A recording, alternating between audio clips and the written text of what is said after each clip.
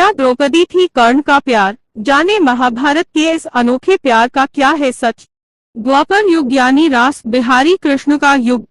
कौरवों और पांडवों के इस दौर में जीवन के हर रस की महागाथाएं मिलती है। नफरत हो या प्रेम, हर किसी की पराकाष्ठा वाला एक से बढ़कर एक चरित्र इतिहास में अपनी जगह पक्की कर रहा था। इनमें एक चरित्र ऐसा था जो अर्जुन से बढ़कर भी महान था और वह है कर्ण।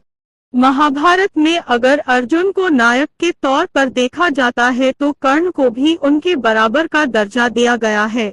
जिस तरह महाभारत में अर्जुन की वीर गाथाएं लिखी गई है, उसी तरह कर्ण की भी एक से बढ़कर एक गाथाएं देखने को मिल जाती है। लेकिन कर्ण को विडंबनाओं से रचे इस चरित्र को इतिहास में वह जगह नहीं मिली जो उसके समकक्ष अन्य चरित्रों को मिली। सूर्यपुत्र होकर भी ताम्र कर्ण सुपुत्र कहलाए। महापराक्रमी और महादानी होते हुए भी अधर्म का साथ देने का कलंक लेकर जिया और मरा, जिसे सत्कार की जगह दुत्कार और प्रेम की जगह अपमान मिला।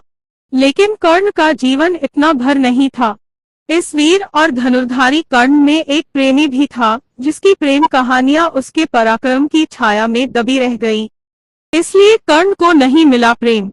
कर्ण ने प्रेम ही नहीं किया था, बल्कि सुंदरियों से अपने अपमान का बदला भी लिया था। यह बदला कभी द्रौपदी से लिया तो कभी अंसावरी से। द्रौपदी ने कर्ण को नहीं चुना था तो अंसावरी को कर्ण ने ठुकरा दिया था।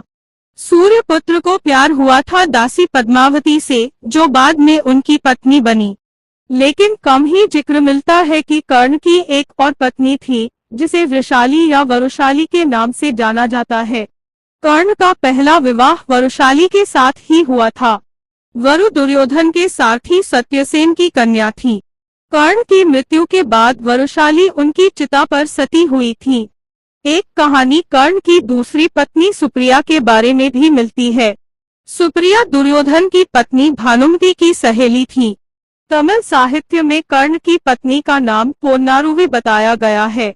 माना जाता है कि सुप्रिया को ही पद्मावती और पुन्नुरुवी कहा जाता है।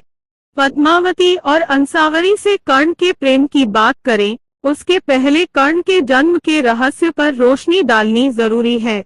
इसी के कारण कर्ण को प्रेम नहीं मिला और वह खुद भी इंतकाम की आग में जलता है। कर्ण को क्यों कहते हैं सूतपुत्र? सूर्यपुत्र और कुंती पुत्र होने के बाद भी अंगराज कर्ण जीवन के हर मोड़ पर अपमान का विष पीते रहे, क्योंकि वह इससे अधिक सूतपुत्र के रूप में चर्चित रहे। महारानी कुंती ने विवाह से पूर्व कर्ण को भगवान सूर्यदेव से प्राप्त किया था, इसलिए लोकलाज के चलते कर्ण को नदी में बहा दिया। महाराज धृतराष्ट्र के सारथी अधिरथ की पत्नी राधा ने कर्ण को नदी में बहते देखा तो उनका पालन पोषण किया। मां के नाम से ही उन्होंने नाम चुना राधेय, लेकिन लोगों ने उन्हें कहा सूतपुत्र। पद्मावती से मिलने की कहानी।